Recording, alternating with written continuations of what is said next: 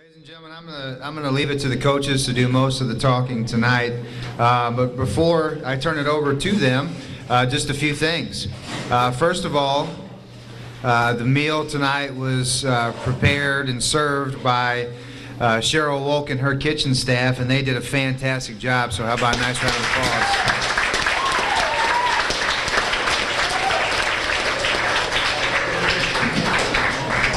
Also wanted to thank our sports booster officers.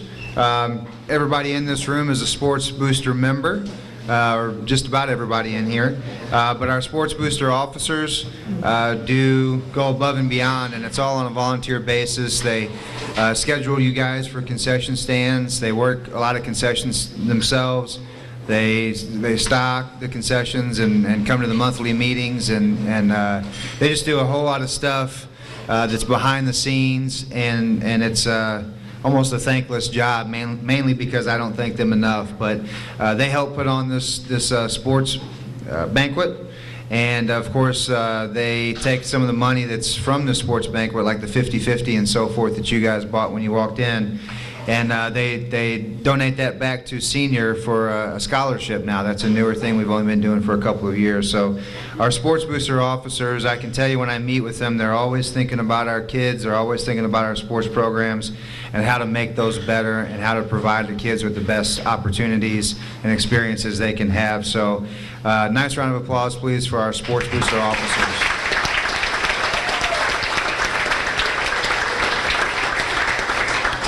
Okay, introduction of our coaches. I'll start over here to my far left. We've got the assistant boys track coach, who also does the shot and disc, and that's Chris Thompson.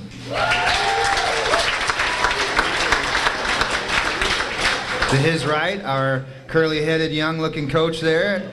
A lot of the girls would say our curly-headed, cute coach there. He is our, or maybe some of our boys, I don't know. He is our assistant, technically he is our assistant girls track coach, and also one of our distance coaches, John Boyd.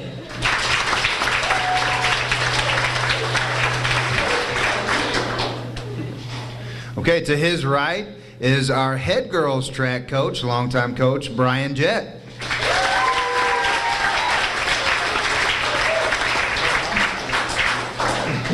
And to his right, our always smiling, just like he is right now, head boys coach, Chris Warner.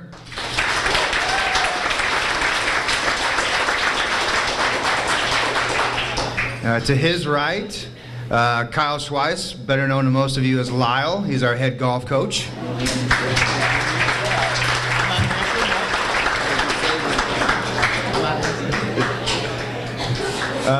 To his right, or excuse me, to my right, we've got our head baseball coach, and that is Coach Mike McDaniel.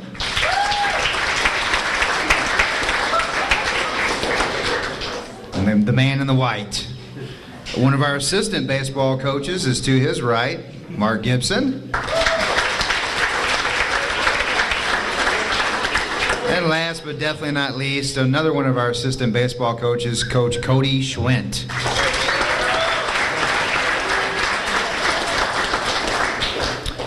At this time, I'm going to turn it over to our boys track program, and I believe Coach Warner will do all the speaking on their behalf. Thank you, Coach Nix. Gentlemen, as I call you up here, if you would approach my lovely assistant, get your awards, and then form a line in front of here. First up, Nick Bowling. Nick's a junior. His first season here at St. John. We really welcome him aboard. He's a class act kid. His main event was pole vault. He's 11-foot pole vaulter, and we hope to get him a little taller next year in the vault, and he's going to really do something. I guess his claim to fame this season was we were working on a 4x1 relay, and he Mack trucked one of my youngsters that we'll talk about a little later. It was nice. But we had a lot of fun with Nick. He was willing to step in wherever I needed. He's been a great addition to the team, and we look forward to his contributions next season. Next up, sophomore Thomas Engelman.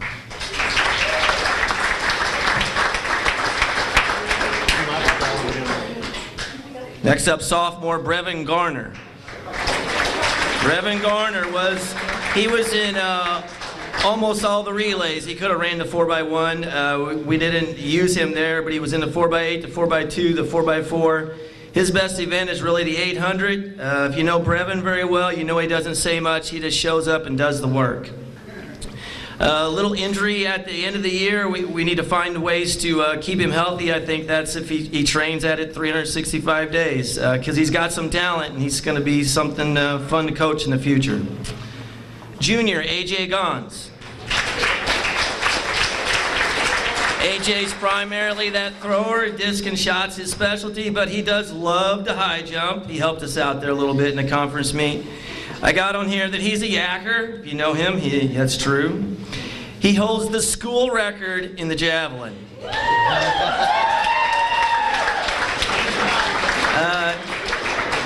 I would say on AJ, though, he got his season PR in the district meet. He was our only field event person to place in districts. He threw 125.9. Some big things next year from AJ. Freshman Simon Grass. Simon's a distance kid, 4x8 relays, 1600, 3200. Simon, let's see, I got 5 things written on each kid, so I'm getting through those as quick as I can. He wears flashy clothes. He's just a freshman this year. That was a letterman, according to our letterman standards. He ran a 504 mile, or 1600 meter. He's still really learning how to do the work, but we're seeing great strides, and he really seen some of that hard work pay off this year. So Simon Grass. Another freshman, Gabe Grimminger. Gabe's a mid-distance kid. His specialty is the 800 meters. If you haven't seen any track meets, come watch Gabe run. He runs with a lot of passion and a lot of guts. As a freshman, he was all-conference as a freshman in the 800 meter with a time of 2:03.10. He was 5th this weekend in the sectional meet in a very tough 800. He would have made it out in a lot of sectionals. He could have very well been running at the state meet this weekend in the 800. Coach Jett has a description of Gabe, and I can't tell you the whole story, but it includes a wheelbarrow. And if you want to know, he'll tell you after the banquet. Gabe Grimminger. Senior, Joe Howe. Sophomore, Ben Nagger. Ben's our big distance kid. Runs anywhere from the 4x8 to the 3200 meter. His best event is the 3200 meter by far. The longer the better is kind of Ben's philosophy. Second year in a row, Ben is all conference in the 3200 meter. His best this season was a time of 9:33.64. Just shy of the school record, which he also holds from last year. I have a feeling he's going to get that this weekend. Because Ben's going to be returning to the state meet. Unbelievable quality in his district, and there's probably 6, maybe 7 medalists in the district at the state level. Ben had to go out this year and take top 4, which he did. Went this weekend to the sectional, had to take top 4 out of 8 again, in which he took 3rd. Pretty sure he's going to do it again at the state meet. Ben Nagger.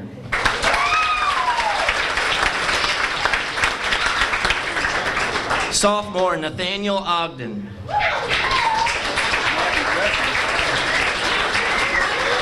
Another distance guy.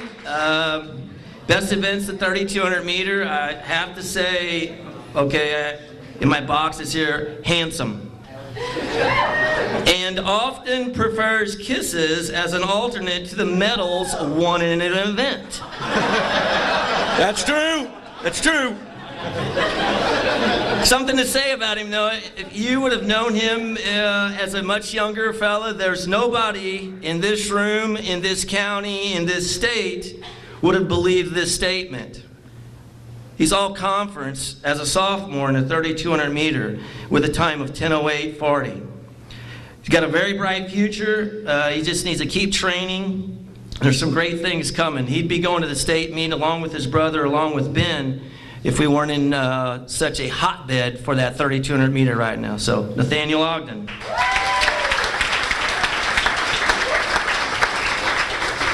With that being said, Skylar Ogden. I have the exact same thing written for both of them. No. A lot of the same is true, though. The best event's the 3,200 meter. Handsome. Prefers to kiss his... No, I can't. I am going to say the same thing about him, too. No one would have expected it. But again, he's all conference as a sophomore in a 3,200 meter by beating the time standard to qualify for that. Skylar ran a 10:01.18 in a 3,200 meter. Again, very bright futures for both these young men, and you're going to see them go one step further in the future, I'm sure. Skylar Ogden. Sophomore, Logan Reinhardt. Logan's a sprinter for us. He does anything from the 100, 200. His specialties, the 300 hurdles. He's also ran the anchor leg in our 4x4. Also does some long jumping. His best event by far is the 300 hurdles. If you've ever seen him run, he's very smooth, and he's got an outstanding top gear where he can really cruise. He was all conference in the 300 hurdles, broke the standard there. He ran a 40.95 as his personal best. He was third in the district. This weekend, Logan qualified by taking third in the sectionals in the 300s. He had a great first half of the race. We clipped the hurdle number 7 and a little off balance at the end of the race. But if he puts a race together Friday in the prelims at the state meet, you're probably going to see him become an all-stater this year. Logan Reinhardt. Next up, junior Anthony Rowe.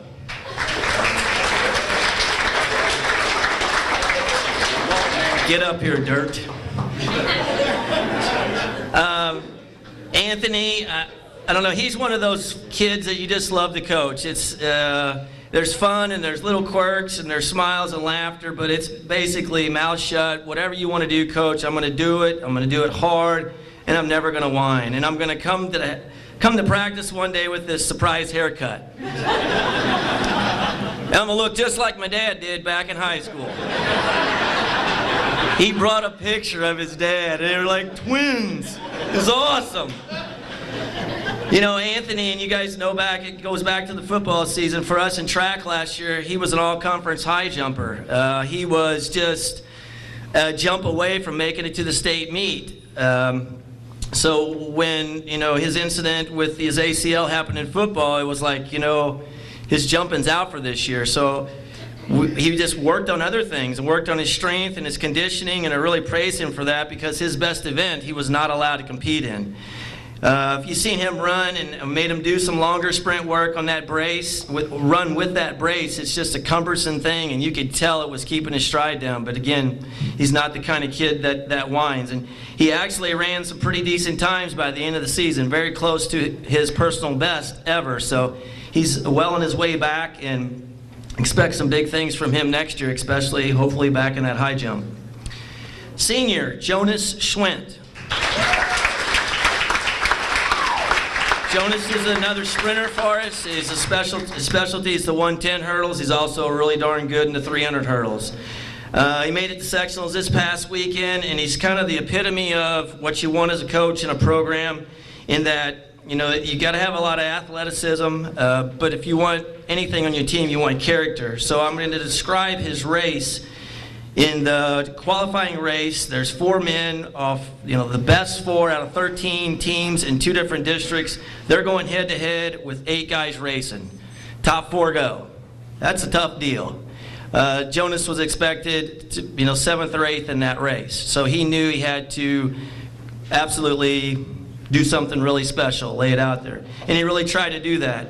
But I was the hurdle judge on 7, and then his knee clipped 7, and Coach Jet was the hurdle judge on 8, and there was a lot of clip that hit number 8, and he went all the way to the track. If you can imagine running at 100% and then tripping over something and then really tripping over something, he went all the way to the, you know, down. It was scary almost. But he showed a lot of character in that he could have laid there and could have walked off the track, but he got up, regained his composure, and he finished the race. Give him a hand for that.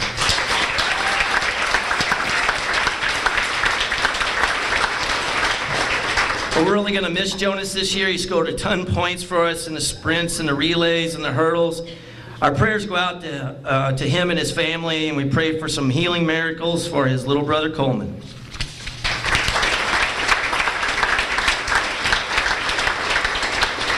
Freshman Max Upchurch. Okay, this is the guy that Nick, down here in the end, tractor-trailered when we were teaching Max some hurdle relay stuff. And I guess it's not funny, but it really was funny. It was just something you could see happening, and you could not do anything about it at all. And it was one of those jaw droppers, but then when it was done, it was like, oh man, we talked about it every day since. Max keeps it fun. He's got 1,000 old jokes about me, so I always bring up the tractor trailer and the possum and whatever. You got to watch him a little bit. We'll let him try some things. He wants to try the high hurdles, but he will never practice them. I don't know, that's just crazy. We let him do some long jumping. He tells me he long jumps 22.7, but his PR is really 12.7. The biggest thing is that he loves plank, especially with his scabby elbows. Thanks, Max. Last up, senior Harrison Womack. Harrison's a thrower, specialty is a shot in the disc, but he's really game for anything. He was the instigator to kind of fill out our lineup this year and ran the 4x1 for us, and he just had some fun with it. Very helpful to other throwers, and he's always willing to try something new to help him improve. And he also ended his year at the district meet with a PR in the disc. All right, that's all the guys. I would just make a couple of real brief comments. We had a smaller team this year. There's not a lot of guys up here. Usually there's around 30. But smaller team, and we really fit well together. It was a unique mix in that we were able to fill out almost all the events with the exception of a couple field events. We didn't have two guys going, so it gave a lot of younger guys the opportunity and opportunity to get that experience, but then gel with the older guys at that varsity level. So it was really cool to work with them. They were a pleasure, and I just thank you guys for all your hard work. We want to send some thank yous out to a few people. First of all, the sports boosters. Mr. Nix, not only as our athletic director, but he come out there and he's got a big track background as well. Works with some high jumpers. Coach Toombs the same way, sitting back there. He's got a lot of jump specialty. Any of you guys who helped one of our athletes out, girls or boys, thank you very much. To all the track coaches, my assistant Coach Thompson, Coach Jett, Coach Boyd, Coach Engelman, our middle school coaches, great team effort. We really, it was fun. Really a pleasure working with you guys. I want to thank all the parents, and I want to especially thank anyone who helped us run one of our 8 home meets this year. It's a giant team effort, so thank you very much. Mid-America, Coach Jess Hess, and Jason Viox and the Herald. Thank you.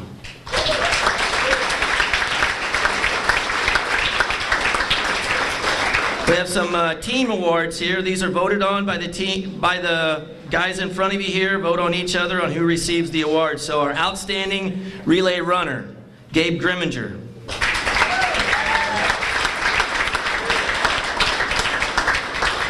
Outstanding distance runner, Ben Nagger.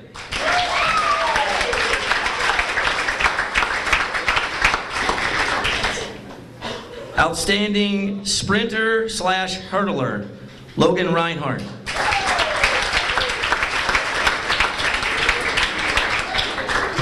Overall most improved, Skylar Ogden.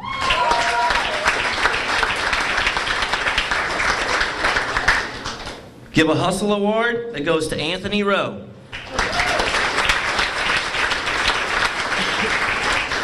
Then we have 2 plaques. First plaque is the Outstanding Field Event Athlete. Goes to AJ Gons.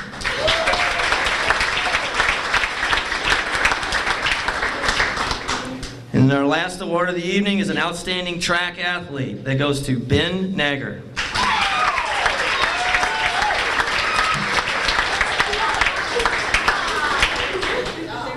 Thank you.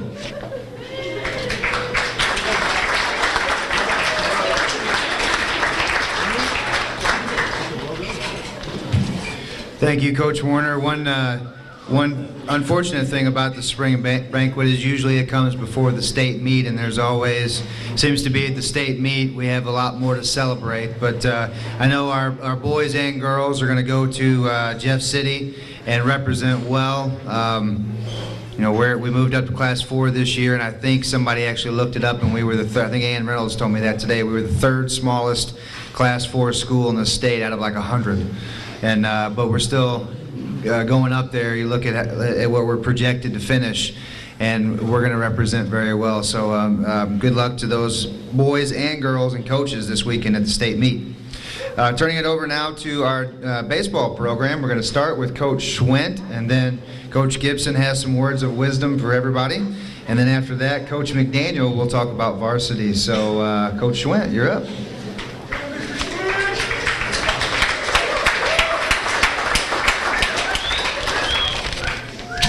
All right, I'm going to start with the thank yous, change it up. First, I'd like to thank the parents. A lot of the time, I ride the bus back with the kids, and there's only but a handful of kids who ever rides the bus back, and that's because the parents always come out to watch. So that says a lot about how much you guys care and why these gentlemen are so awesome. I'd also like to thank my wife.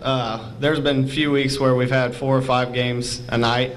I wanted to ask Coach Gibson if he would like to thank his wife, but I figured she probably owed the baseball team a thank you for taking him off our hands.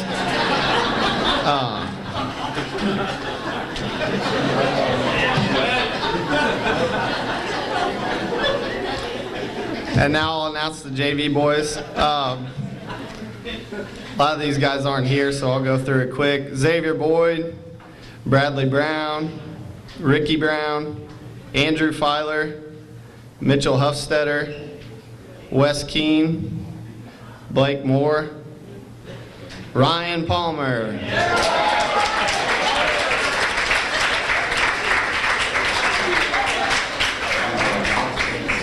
Jordan Wybrick.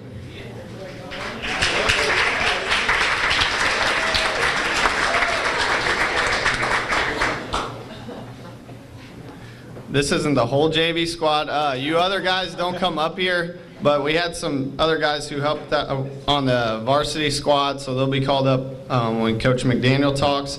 But Camden Rowe, Brandon Henson, Daniel Vaith, Drew Toombs, and Waylon Kemper, they were our nightly crew. So don't just think the whole JV team didn't come.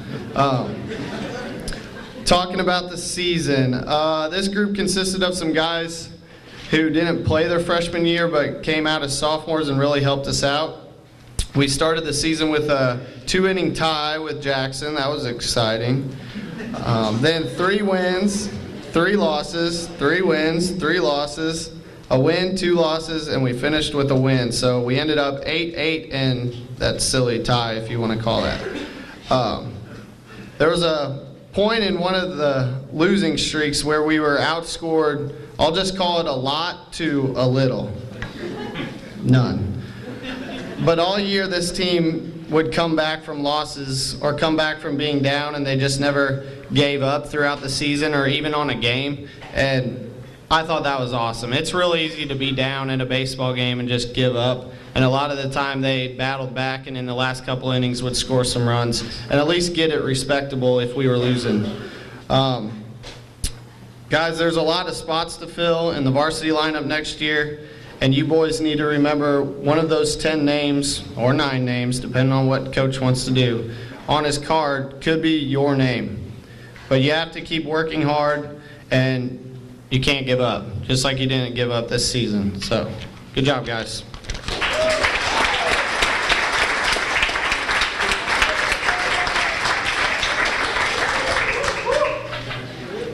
Enlighten us. You what? Enlighten us. Oh, yeah. Coach Nix just said it's my turn to enlighten you. So, actually, this actually can be construed for all the athletes if you want to read it into that, but it's to the baseball team, and I think they'll understand.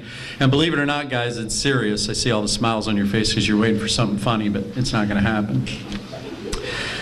I can honestly say that after 30 some odd years of coaching baseball, that this particular year may go down in my memory of seasons as one of the most gratifying and one of the most heart-wrenching all rolled into one season.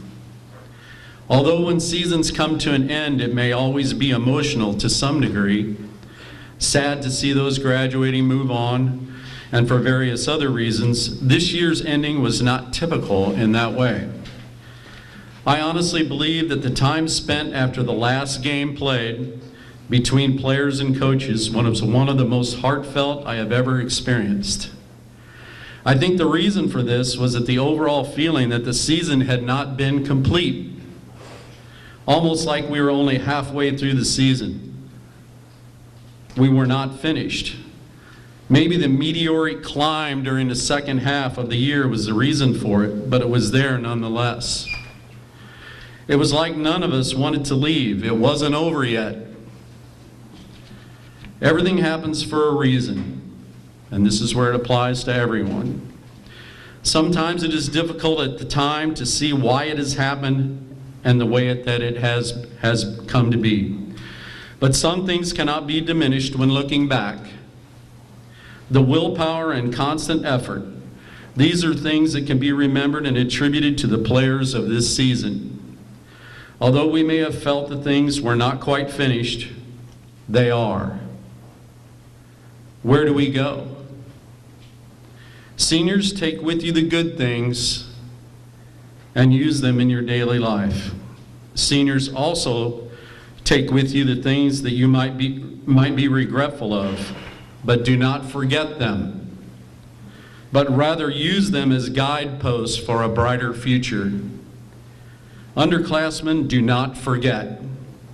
As a staff, I can say for all three coaches that we are very proud of you. Thank you.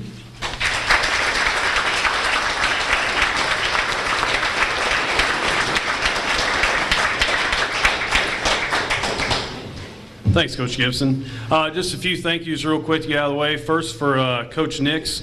I know baseball season is usually one of the hardest. I mean, track, at least you guys have a surface that you can run on even when it's wet, but that baseball field is kind of tough sometimes. So he has a lot to do, especially with the transition this year between, it being owned by the city and being transferred to the St. Genevieve School District, which thank you to all the voters in the county as well. I really think this some of the things that we've talked about as a school district, you're going to see some vast improvements on those fields, not just for you all in this room, but for everybody throughout the entire county. So we definitely thank you all for that.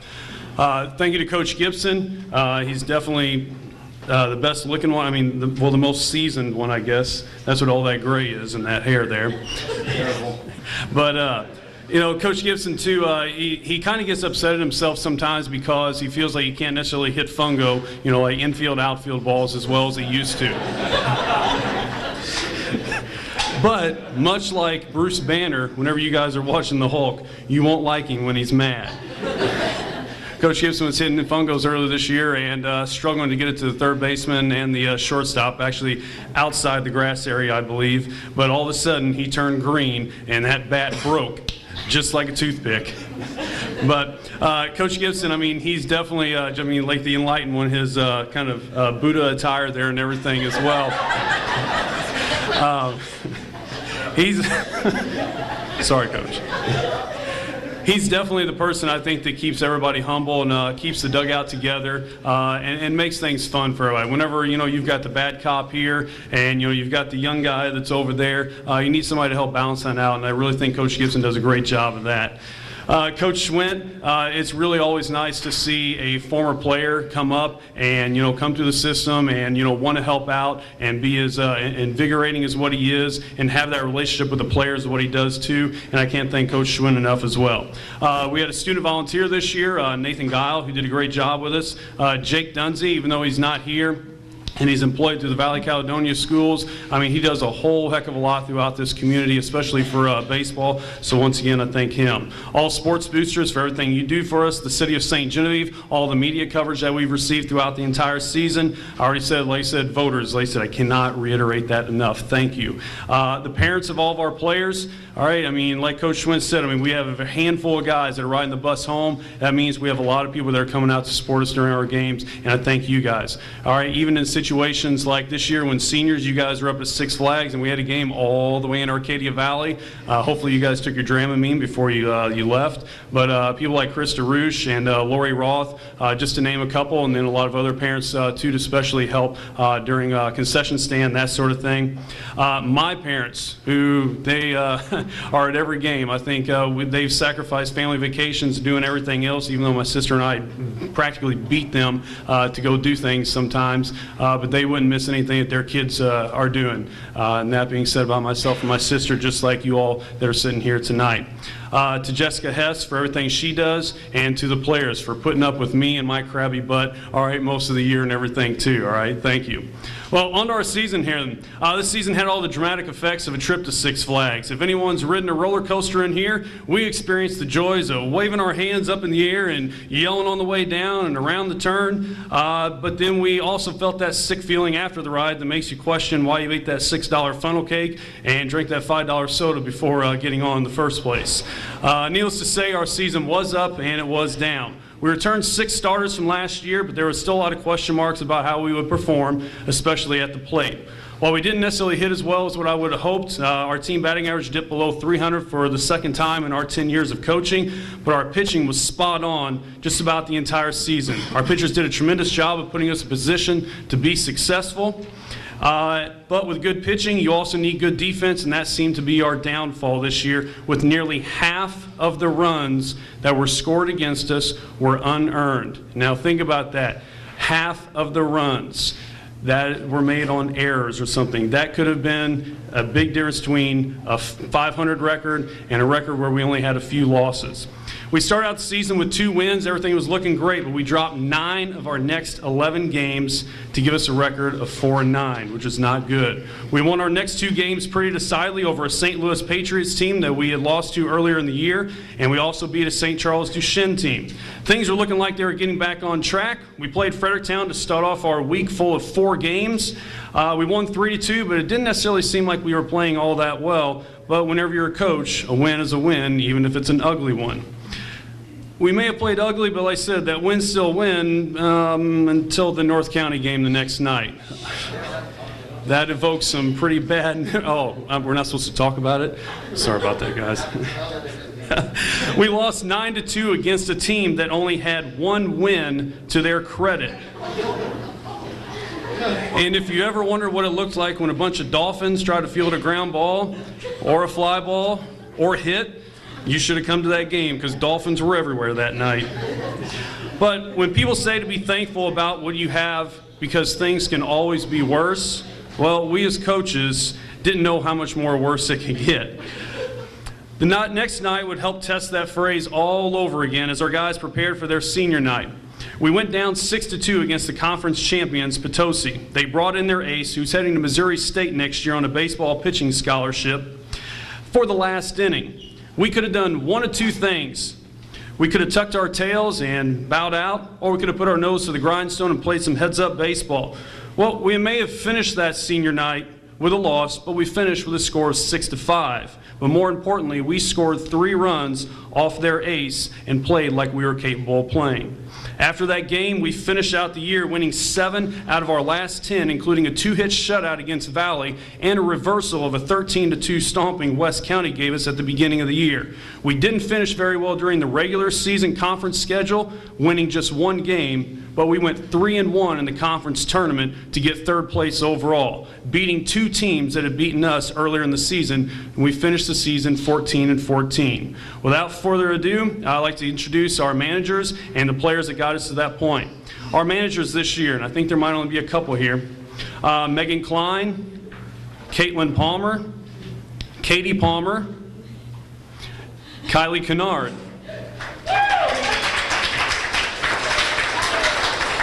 and Darren Brown. These two lovely ladies in front of you this evening do a wonderful job for us. I mean, they brave the cold just like these guys do. You'll have to ask Darren, though, whenever it's 30 degrees outside, is it a good idea to wear sandals or not? Probably not. All right. But like I said, these ladies do a fantastic job, and a lot of times, I mean, they're there whenever we do a game, like when we go to Potosi. I mean, they're there from the varsity game all the way through the end of the JV and on the bus ride home. So, I mean, it ends up being a pretty long night, and they're busy just about the entire time. One of the highlights probably that they get is being able to run to McDonald's to get us milkshakes. Something new that we had this year, we had us a bat boy. All right, Aiden Meyer, come on up.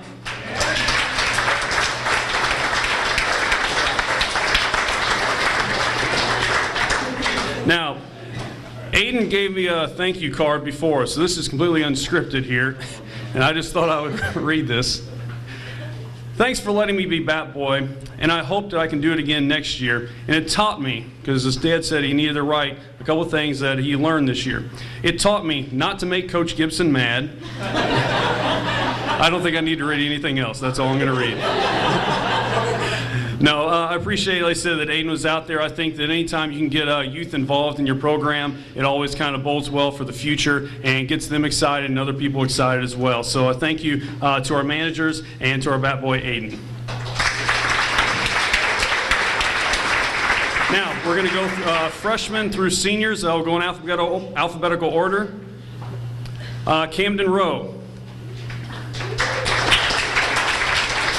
Camden primarily played JV, and we used him as a courtesy runner during the year. He's a heck of a bunter. With some hard work, I really think that he can improve his hitting and be an asset to us in the outfield in the future. Our next freshman that lettered varsity this year, Drew Toombs. Drew gave us some quality innings on the mound and filled in at catcher and first base this year for us. He has a lot of ability, and if we can harness his passion for the game, he'll be quite a contributor over the next few years. Sophomores, Dalton Giesler. When we get Dalton to swing at that first pitch fastball, good things tend to happen for him. Dalton had a solid year for us in the outfield and behind the dish while batting .324. He was a major contributor this year, and we look for a lot of great things for him next year in a leadership type of role. Our next sophomore, Brandon Henson. He primarily played JV this year and needs a little more seasoning for the varsity level next year. While he definitely held his own, there's definitely some hard work that needs to do this offseason that can help him elevate this game. The best thing about Brandon is he has a positive attitude, and I don't know, I mean, he looks good, doesn't he? Our next sophomore, Waylon Kemper. Waylon's not afraid to put his body in front of the baseball and has a hard-nosed attitude. But then again, what would you expect from someone whose siblings are all brothers? Man, I feel sorry for his mom. Waylon worked hard this offseason and keeps getting better and better. He's one of the hardest workers on the team, and I expect a lot of good things from Waylon next year and the following year. Our next sophomore, Wyatt Lalamandir.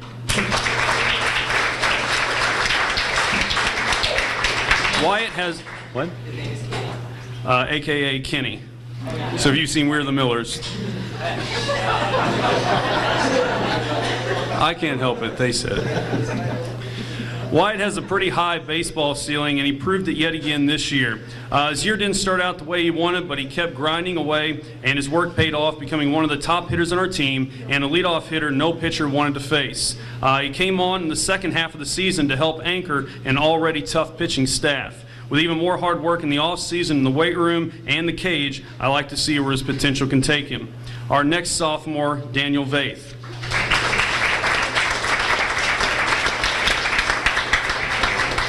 I know this season didn't go as well as Daniel wanted it to, but he still... There we go. But he still has a lot of potential to do some good things and be a contributor on the varsity level next year. If Daniel continues to work on his pitching, he has some stuff that's hard to hit and give some guys some fits at the plate. Our junior class, Jake Brewster.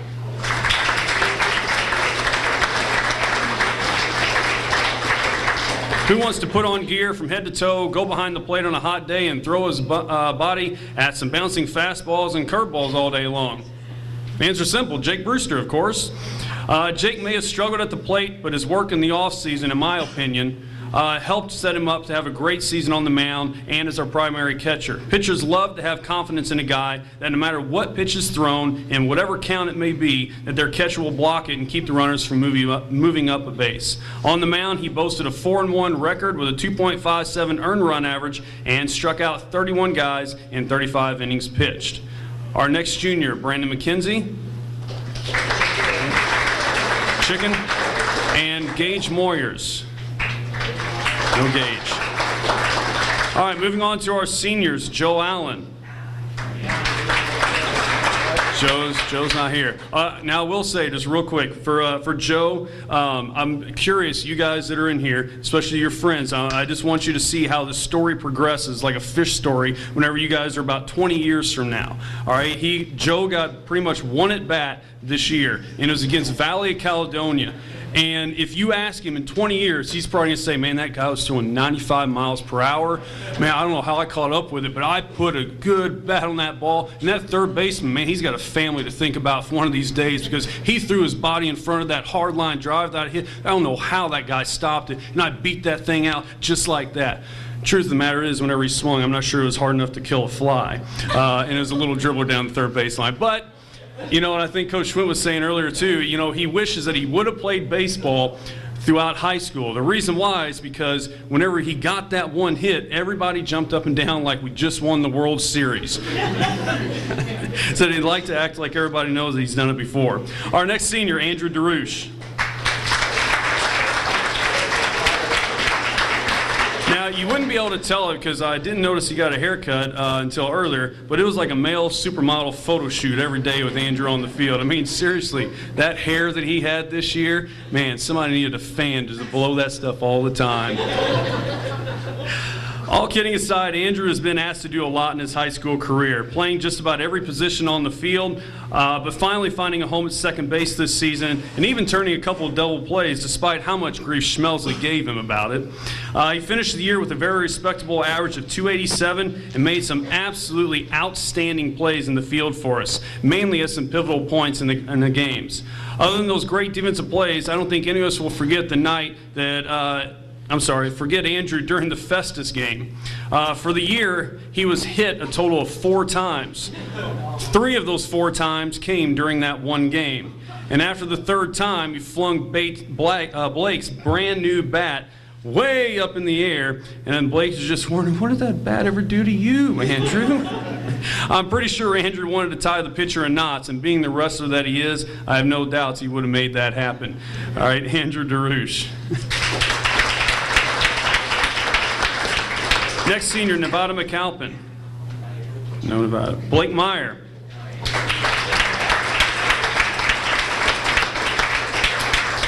Now, guys, I have to ask you, what does a vacuum cleaner sound like? All right, I'm sure you'll hear it as Blake walked up here and everything. Blake came on and had a wonderful senior campaign. To be honest, I didn't know if Blake would come out last year and especially this year, but he surprised me, and I'm absolutely thankful that he did. If a guy isn't going to give you, his best in the offseason and you question maybe his commitment, he better lay it all on the line during the season. That's precisely what Blake did time and time again.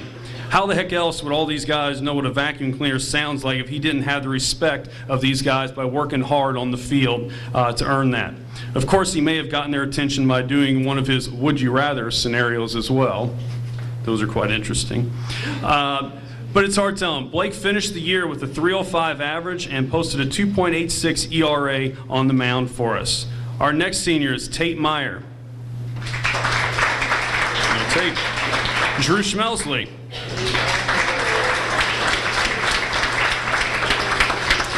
Drew's been a key component to this team for a few years now, filling in from time to time his sophomore year to hitting his stride last year as a junior. Even though his offensive numbers dipped some this year from last, he contributed in other ways that truly helped us out. The difference between this year and last year was his maturity and ability to put things to the side. When you see Drew get angry, it's more because he expects a lot out of himself because it's the competitor that he is. Case in point, Drew pitched 2 outstanding games against Valley this year, allowing a combined 6 hits between the 2 games.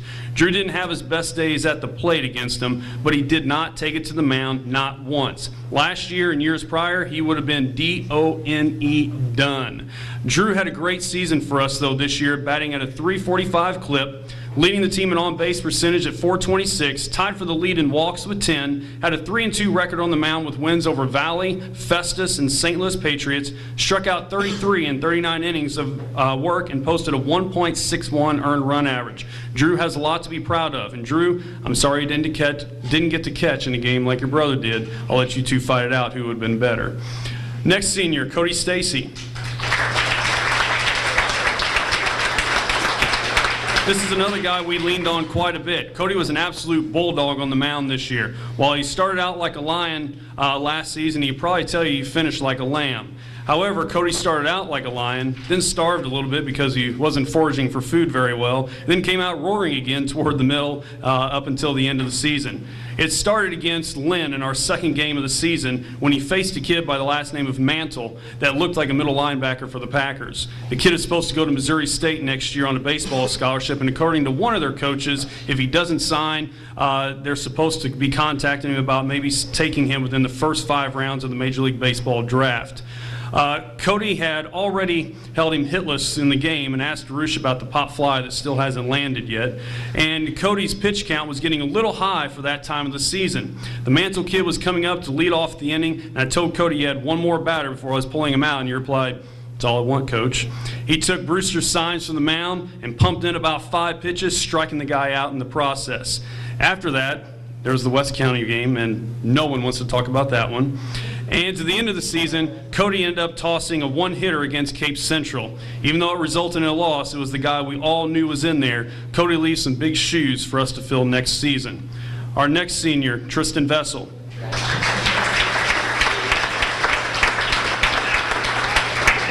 What can I say other than it was a pleasant surprise to have Tristan come out this year? I know it made his parents more than happy to have him playing again, and made all of us happy they decided to give it another go-around. His hitting took a bit of a blow by not being out the last couple years, but his ability to track a fly ball didn't.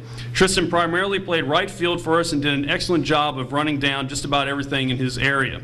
And if there was any question about who was underneath that ball cap out there, you could tell one of 2 ways. Either those curls coming out the side, or you could see those pearly whites from a mile away. I mean, seriously, those are some of the best teeth that I think you are ever going to see. Either way, it was awesome having Tristan back out on the ball field. We just wish he would have been out there the whole time. Ladies and gentlemen, your 2015 St. Genevieve Dragons baseball team. Oh, you guys stay up here. Finish things off this season, we were always curious about what team would show up when it came time to play. It was sort of like a coin flip because some days it was tails. We really showed our tails and played some bad baseball. However, at other times, it was a head because we played some absolutely amazing heads-up baseball. Even though our games may have been like a coin toss, I'm confident that these young men before you won't live the rest of their life at the mercy of 50-50 odds. Instead, I know each of them will take their experiences from this baseball season and their high school career and work the odds in their favor. As a great Vince Lombardi once said, the price of success is hard work, dedication to the job at hand, and the determination that whether we win or lose, we have applied the best of ourselves to the task at hand. They have a lot to be proud of with the things they have accomplished and the friendships that they have formed. I can't wait to read and see the things that lay ahead for these young men in the future. Once again, ladies and gentlemen, your 2015 Dragons baseball team. Now for our awards, voted on by our coaches. Most RBIs this season goes to Blake Meyer for driving in 22 runs.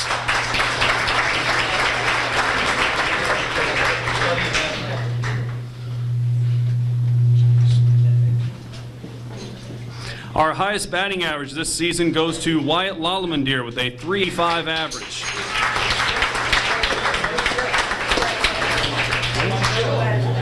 Oh, jeez. You have to have a minimum number of at-bats, guys. Our dirty uniform, which signifies the desire to make this person's mom stay up till 1 in the morning getting all the stains out. Actually, it embodies the attitude to do whatever it takes to get the job done, to put their body on the line every day. We had 2 recipients this year, Jake Brewster and Cody Stacy.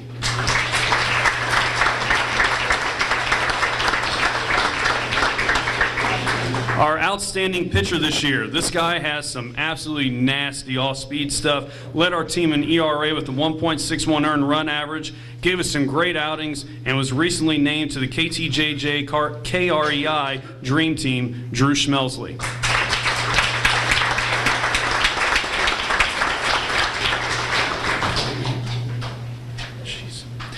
Our MVP this year. This guy either led or tied for the lead in 11 offensive categories, including plate appearances, at-bats, doubles, triples, walks, average, on-base percentage, and OPS. He also averaged over a strikeout an inning on the mound, had a 2.96 ERA on the mound, and closed out 2 games for us this year with 2 saves. Our MVP this year goes to Wyatt Lalamandir. Good job, Kenny. And the last thing you'll notice in the program too, we do have some all-conference and all-district players up here, but those names have not been released yet until people's seasons are finished, so I apologize for that, but if that happens, then I will definitely let you guys know. But overall, thank you guys for a great season.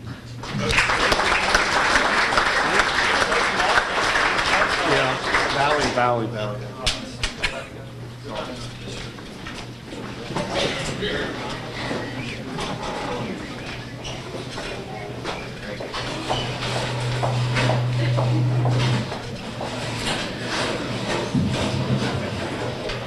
All right, Coach Nix has a gymnastics recital that he's at right now, so I'm going to introduce myself. I'm Coach Swice. Thank you. First of all, I want to start with some thank yous to all the media coverage that we got this year. We probably got more coverage this year than we got in the last 3 combined. To Jason, who's over there at the Herald, did a great job. Glenn and Greg at KTJJ, Greg at KFMO, Sun Times. Thank all of you for your coverage. I want to thank all the employees at the golf course. They do a great job on the course out there. Superintendent Gene Vessel, all his groundskeepers. Our course is in great shape, earlier than any other course in the area. Coaches rave about our course and how good it is for high school kids to play on, and we're very fortunate to have access to that course. To Dale Curry, the club pro out there, he's always been tremendous, helping set up the schedules, helping out running our tournaments, answering any questions that I may throw at him. To the awesome parents that I had this year. It's so nice to have kids that enjoy the game as much as they do and play as much as they do. They have parents that want to play with them and teach them the game. It's awesome when I go to the course in the off season on the weekends and I see the kids playing with their mom, playing with their dad, and it's truly a family event, and that's what it's all about. To Mr. Turek, Mr. Burr, Mr. McClin, Mr. Drury, thank you for taking the boys out for practice rounds for the district tournament. Mrs. Drury, thank you for the breakfast that you provided for our kids. It's an awesome tradition that hopefully keeps going. I won't be there, but it's good. To Coach Kime, who's not here tonight, but she helped us out with our tournament as well as districts and sectionals. She'll be taking over next year. She's inheriting a great group of young men, and I know she's going to do a great job with them. To Coach Nix, he's not here, and our policy is if they're not here, we're not supposed to talk about them, so I won't talk about them. And lastly, to my lovely wife, who is also not here, but I will talk about her because she deserves it, which Nix does too. But she's at home alone with our 2 boys again tonight. She's reading medical journals. She has a homework assignment due. She's preparing for a long weekend of 12-hour shifts, and she's kind of put up with me for 11 years coaching.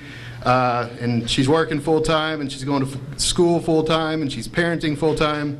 And I think after 11 years, she probably deserves a break, so it's time for me to go. Now, as far as the season goes, the reason we're here to recognize the young men and their outstanding season. It was the most successful season the boys golf has had in the past decade. We finished with a record in matches of 12-2. They went 6-1 in the MAAA conference, which slotted them in second place behind a real quality Farmington team. They finished second in the North County Invitational, first in the St. John Invitational, second in the MAAA conference tournament, third in districts, and seventh in sectionals. It was a fun year with great kids, made even more enjoyable because of the success that they had on the course. Now I'll bring the boys up individually. Well, kind of individually. The first golfer is Luke and Michael Turek.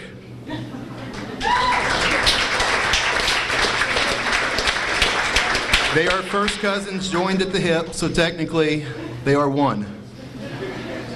They're always together, so I'm going to talk about them together. Luke and Michael were essentially our JV team this year, and when the opportunity came up for a varsity spot, I went to the two of them, together of course, because they're always together, and explained that this would be an awesome opportunity for one of them.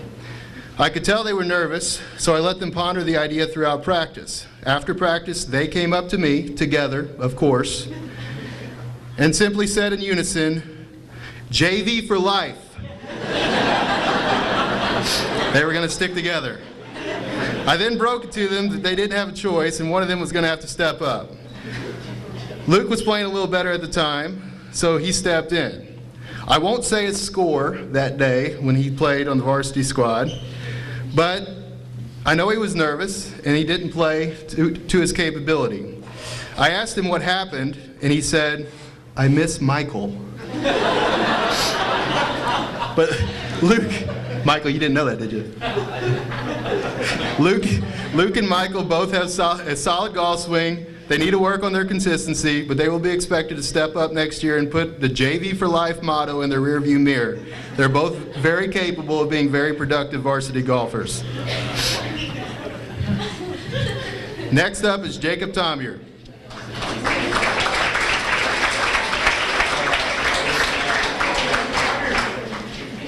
Where to start with this young man?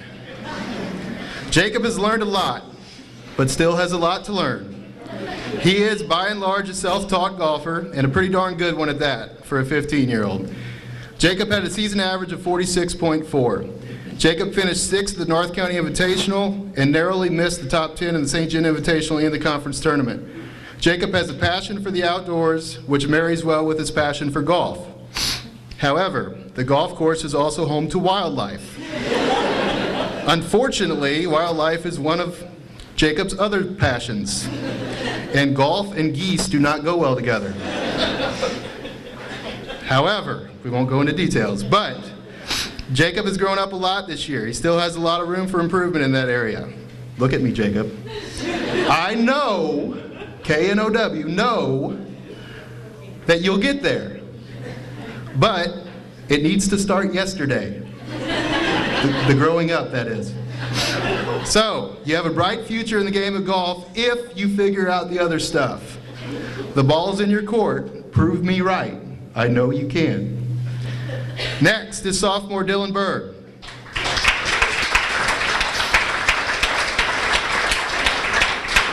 Dylan played varsity almost the entire year. His average was 46.9, which was a full 3-stroke improvement from last year. He was the most improved golfer on the team. He was very consistent all through the regular season. He struggled a little in the postseason, but still managed to qualify for sectionals. He is the only member of the golf team that qualified each of the last 2 seasons. Dylan tied for 4th at the St. John Invitational with a season-low 84 and finished 8th at the North County Invitational. As Dylan continues to grow, his game will continue to get longer and his scores will continue to get lower. He is an outstanding student athlete and young man and will be a key part in the program going forward for the next 2 years. Next is sophomore Trevor Drury.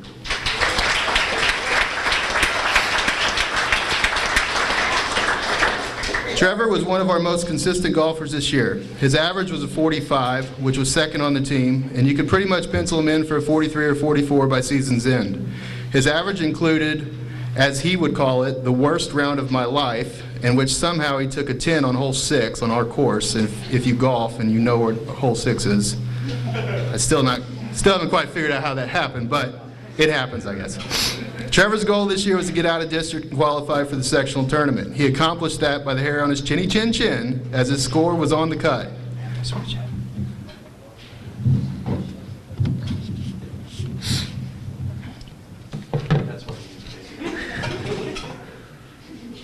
By the way, I owe you a thank you.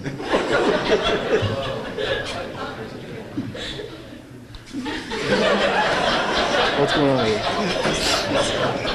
Try it now. Stay away from that one. Next year for Trevor, the goal gets a little higher. His goal is not just to make it to sectional, to make it one more round further. Trevor finished 7th in the St. John Invitational with an 86. He shot an 85 on a very tough Bent Creek course, and he shot an 89 at the sectional tournament in Sykeston. He is also the recipient of the Spirit of the Game Award because of the appreciation and passion and respect that he shows for the game of golf. Next is junior Nathan McClin.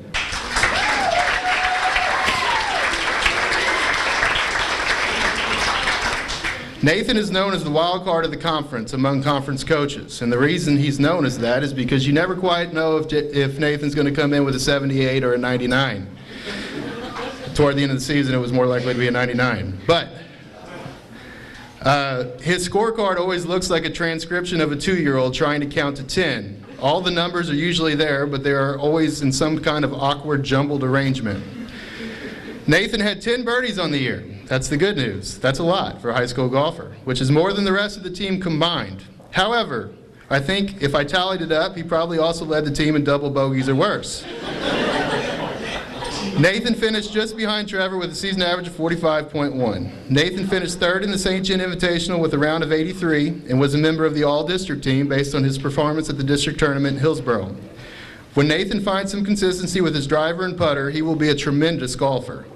When you watch him play, you can see his potential, and he is capable of putting together a great senior season with some time on the course this off-season. Last, but certainly not least, is our senior leader, Matt Turek.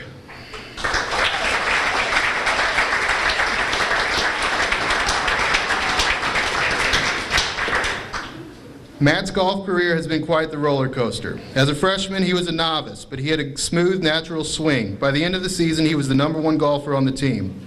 As a sophomore, he battled for that #1 spot all year, put up consistent numbers until he hit a snag right before districts, didn't play well in districts, and didn't qualify for sectionals.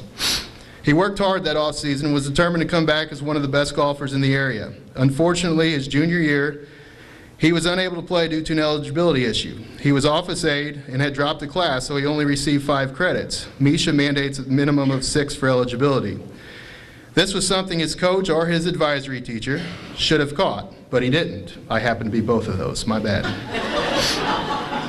Instead, he could have pointed fingers, but he didn't. Instead, he chose to come to practice every day, work as hard or harder than everyone else on the team on a year when he didn't even get to compete, and he came back as a premier golfer his senior year. Matt was our anchor this year. His average of 42.8 was enough to earn him all-conference, all-district, and Dream Team honors. He finished 4th in the St. John Invitational, 7th in the North County Invitational, 7th in conference, 7th in district, and narrowly missed the cut to qualify for the state tournament. My sons came to practice one day, and the golfers were introducing themselves and giving my boys golf balls to put into the ball washer because that's all they care about. Afterward, my kindergartner said, "Dad, Matt is really nice," to which I responded, "If you grow up to be like him, I'll be okay with that." He's an outstanding young man. He is our most valuable golfer for 2015, and I can't wait to see where life takes him. He will be greatly missed by the program. And that is your 2015 St. Genevieve golf team.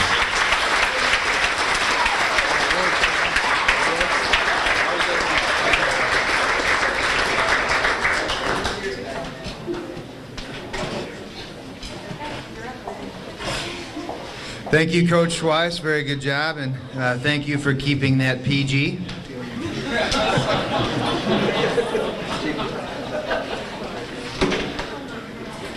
Sorta. Okay. Last but not least is our girls track program, and Coach Jett is going to do all the talking for that program. So, Coach Jett, come on up. Thank you. We could be in trouble here. Hard act to follow. We'll start with thank yous. I want to thank the sports boosters. Great meal. They do a number of things for our programs. I don't think I ever asked them for anything that I was denied on. So it's kind of a thankless job, but they put a lot of hours into it. So big thanks to the sports boosters, I want to thank Coach Nix. He does an outstanding job for all of our programs. He's out at all our track meets that we host. He helps in a lot of different capacities. I would like to thank Mid-America Rehab for helping keep our kids patched up, and Jess Hess, she does a great job in that endeavor as well. I'd like to thank the administration for their support and understanding. They asked me what time we want to leave for the state track meet. Tomorrow's the last day of school. They got finals going on. I said we're leaving at 10 o'clock, and they didn't question it at all. It's just what time we leave. And other administrations might say, you know what, we need to get these finals out of the way, but they work with us on that, so I really appreciate it. Thanks to Jason Viox. He's done a great job of covering us this year. Thanks to all the people that help host our home meets. There's a plethora of them. We have 18 events and 6 field events that need a knowledgeable person to run, and we couldn't do it without their help. I'd like to thank all of our track coaches. It's one big program, middle school, high school, all together. We got Coach Keekers, the head boys middle school coach. Coach Dunlap's the middle school girls coach. And by the way, the middle school program has grown tremendously in the last couple years. Coach Al Engelman, I'd like to thank you. He's one of the most knowledgeable track guys in the state. His passion for pole vault has created many all-state pole vaulters, and he does a great job for us, and thanks a lot, Coach Engelman.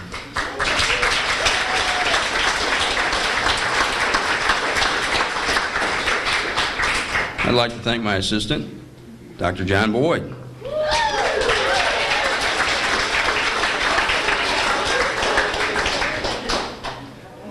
All these coaches go above and beyond, Coach Boyd and Coach Warner especially, countless hours, Sunday morning long runs, 2-a-days, year-round. Wouldn't be possible without their help. Coach Thompson, he's our throws coach. He's got a great thing going on down there. We've got a number of throwers, and it grows every year. He's doing some things right down there. Thanks to Coach Warner. Like Coach Boyd, his efforts are tireless. He's coming in at 10 minutes to 6 every morning and leaving at 6 o'clock every evening, and he's there on the weekends as well, and a big part of it. Special thanks to my wife. Yeah, I'd be remiss if I didn't bring her up. She understands the time commitments, and she's supportive in all my coaching endeavors. And lastly, I'd like to thank the parents. We're pretty demanding on our athletes. You support us, make our jobs easier, and without you, we wouldn't have those jobs. So thank you. Going to start off with our manager. Come on up, Josie.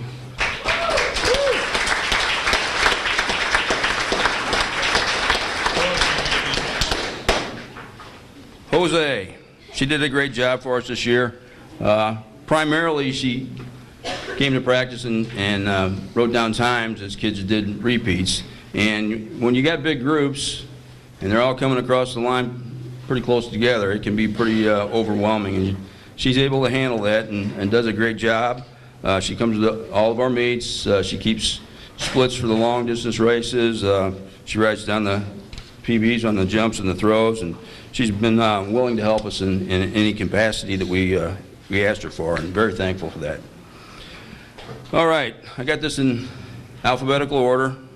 I didn't get the memo that I was supposed to have 5 things on each of you. So, Junior Tess Bowman.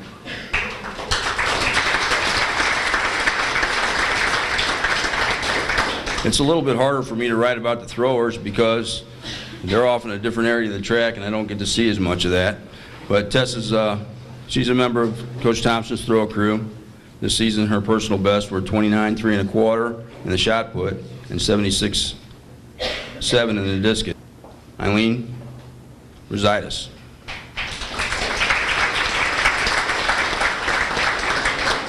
Junior Kelsey Karen.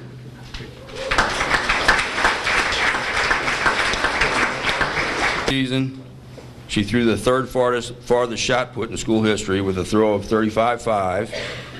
Her 109 foot 11 inch discus throw was 5th in school history. She earned all conference honors in both throwing events. Unfortunately, her season was cut short when she injured a muscle in her shoulder. I look forward to seeing what Kelsey can do her senior season. Junior Natalie Engel.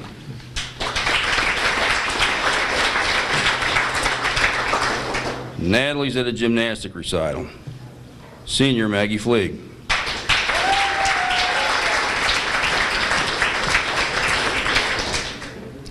Maggie begged me and bribed me and begged me some more to go back to her roots as a sprinter. And the season she did. She was on both of our sprint relays. She ran the 4x4 for us. She ran the open 400 a time or two. Helped out a lot. And she's also the senior girl athlete, as I understand.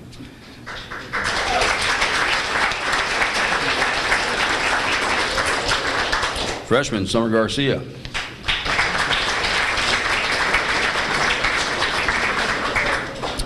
Summer spent most of the season with some kind of injury. Where does it hurt? Here. Where else does it hurt? Over here. Most of her workouts were on the elliptical, but when it came time to race, she was a real gamer. Her season best in the 400 was 64 seconds. Pretty salty for a girl that spends all of her time on the elliptical. She went 2:38 in the 800. She's a valuable member of the sprint relays as well. I look forward to seeing her stretch at some point in her career and seeing what she can do if she's healthy. Junior Susie Harlow.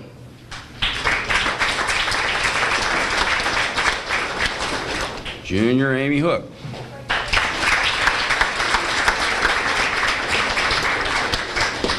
Amy's one of our talented distance runners. Her season best includes 2:33 in the 800, 11:41 in the 3200.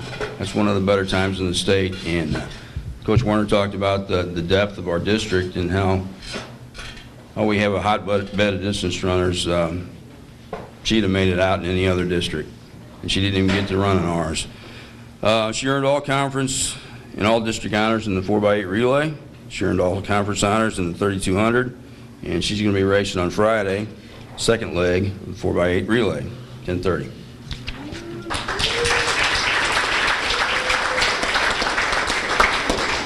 Junior Maya German.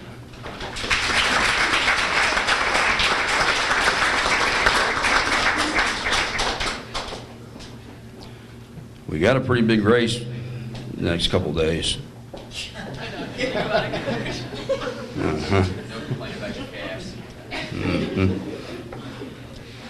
She had quite a season. She hasn't fallen off her high heels yet. It was close, Coach. She did. Yeah, why isn't she running? Well, she fell off her high heels at the banquet. You might want to just slip those off. She went 10:43 in the 3200. Outstanding time, 5:04 in the 1600. She's got a 2:22 split in the 4x8. She's all conference in the 4x8, the 800, the 1600, and the 3200. She's all district in 4x8, the 16, and the 32. She's a state qualifier in those same three events. She's a KTJJ Dream Team recipient. Friday, she's going to be racing the lead leg of the 4x8. Then she'll run the 32, and on Saturday she runs the 16. Junior Mallory Kohler.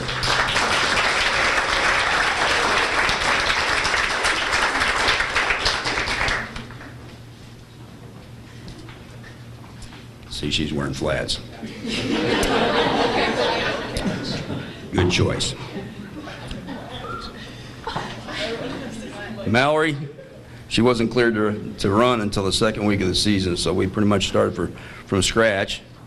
The training went pretty slow to begin with, but all things considered, I don't think we could have asked for a better season.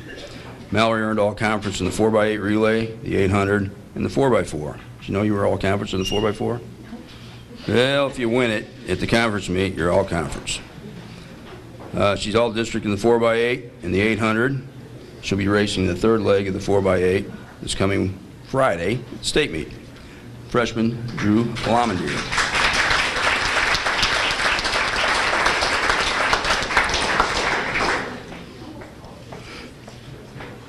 Drew was primarily a sprinter and jumper for us. Her season bests were 13.9 in the 100, 28.8 in the 200, and 68 in the 400.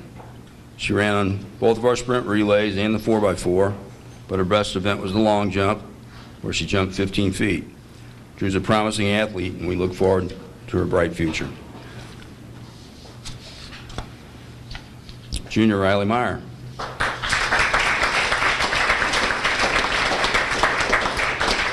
Sophomore Alex Palmer.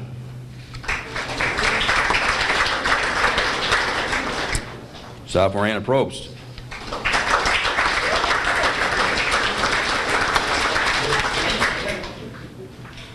When Anna came out, she was pretty unsure of herself. She worked hard to improve her running form, and then she had found an event to her liking, the high jump. She high jumped 4.2 and was just starting to get the hang of it when the season ended.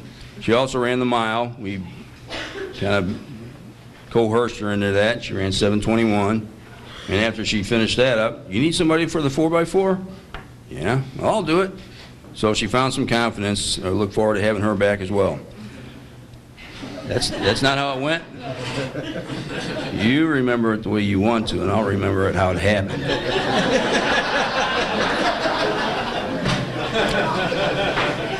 I'm sticking to it. Freshman, Madison Rainey.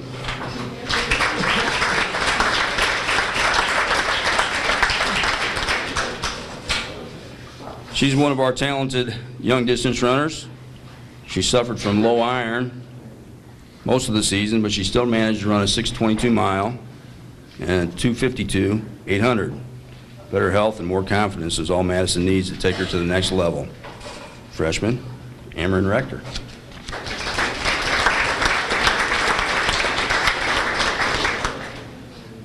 Freshman, Avery Reed.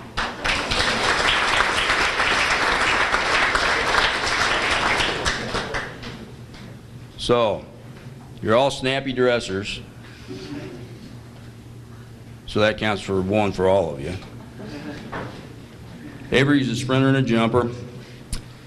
As a runner, I think she'll be more successful in the 4.8. Yeah, that's 2 laps.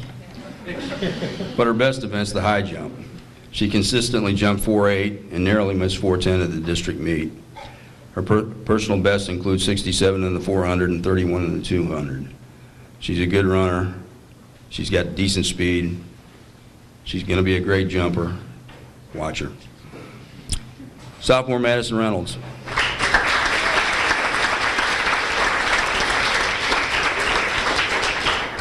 Come on, princess.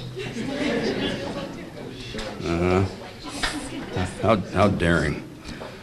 Madison had quite a season too. She set 2 school records.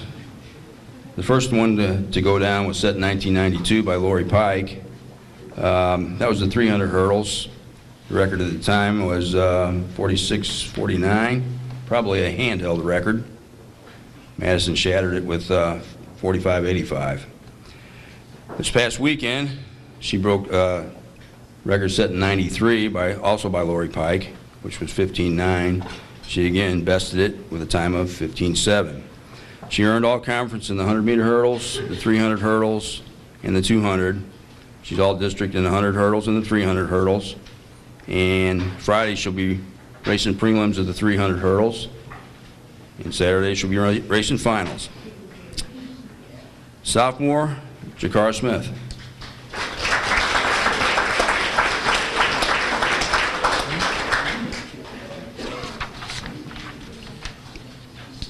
Junior, Abby Stolzer.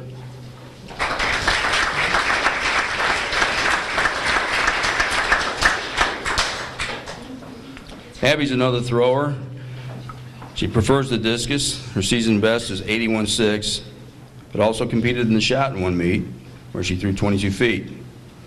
Once she decides, wait, how'd this get in there? Once she decides to throw not like a ballerina, her disc will soar even farther. Abby's one of the leaders in the throw crew, and I look forward to seeing her progress as her senior season unfolds. Junior Nicole Upchurch.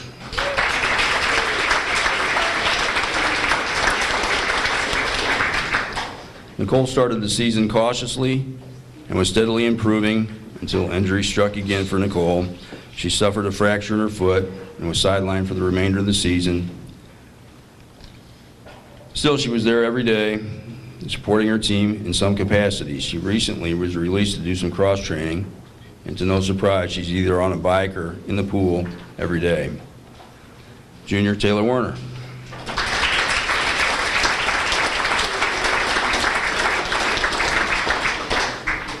Taylor, like Mallory, started the season from scratch.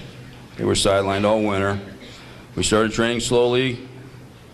Taylor responded pretty quickly. By the conference meet, she was in 4 events. This season, Taylor's earned all conference in the 4x8, the 800, the 1600, the 3200, and the 4x4. She's all district in the 4x8, the 16, the 8, and the 32. Friday, she'll be running the anchor leg of the 4x8 at the state meet and racing the 3200. And on Saturday, she runs the 16 and the 8.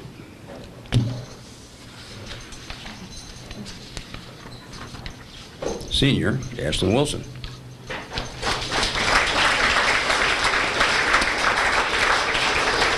Okay. Well, that's the 2015 girls track team. The ones that could make it tonight. We've got some team awards. These were voted on by the athletes. I better do it in the right order. Outstanding relay runner. She jumped from the dark side back to the sprints, Maggie Fleeg.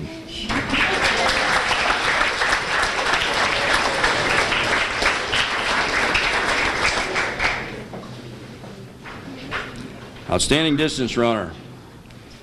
We've got some of the best distance runners in the state right here. Taylor Werner wins this award.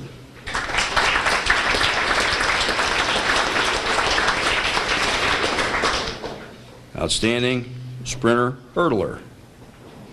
No surprise here, Madison Reynolds.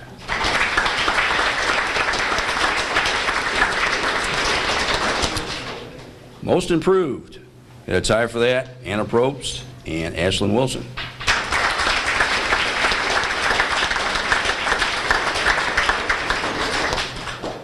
And the Hustle Award goes to Susie Harlow.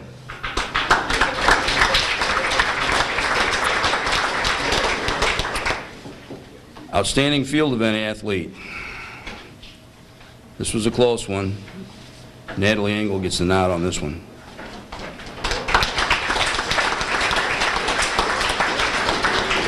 And the outstanding track athlete is Miss Taylor Werner.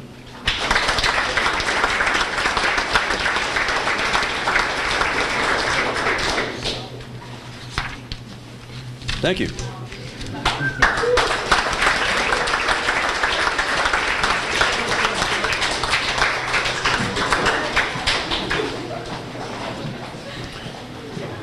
Okay, ladies and gentlemen, just want to take a second to thank the coaches to my left and right here. They spend an insanely amount of time working with the athletes. I mean, just off-season time that they spend during the season. It's crazy how much time they spend and for what little money that they do it for. But they don't do it for the money, obviously. If they do, they're dumb. They do it for the passion of the sport and the passion for our kids. And I can tell you right now, ladies and gentlemen, it is oftentimes a difficult job, as you could imagine. But again, their passion and their love for what they do and for our kids is why they do it. So I want to thank these guys. Nice round of applause for our coaches.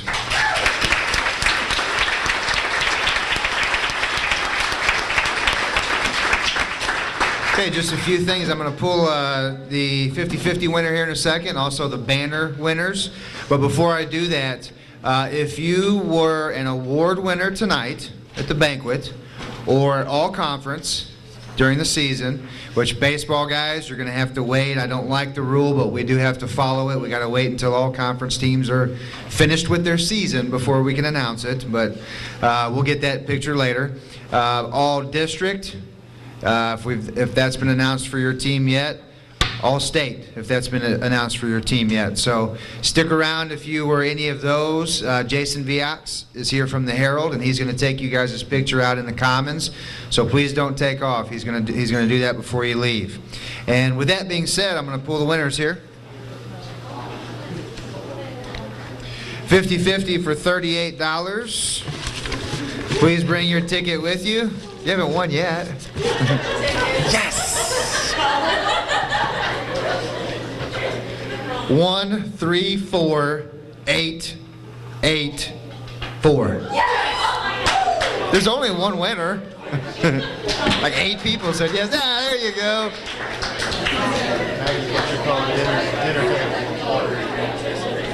I think that's all of it.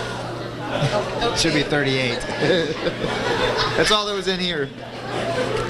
Okay, thank you to Portrait Gallery for providing the banners for the teams this year and allowing us to auction those off. And actually, thank you for accidentally giving us 2 baseball banners to auction off. So we'll have 2 winners for that. We'll do baseball first. And these winners, just grab one of the banners on the way out. Waylon Kemper.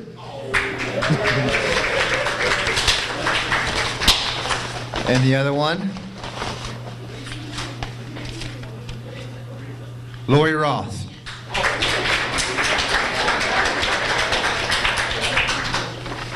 Track. Just one of those, sorry.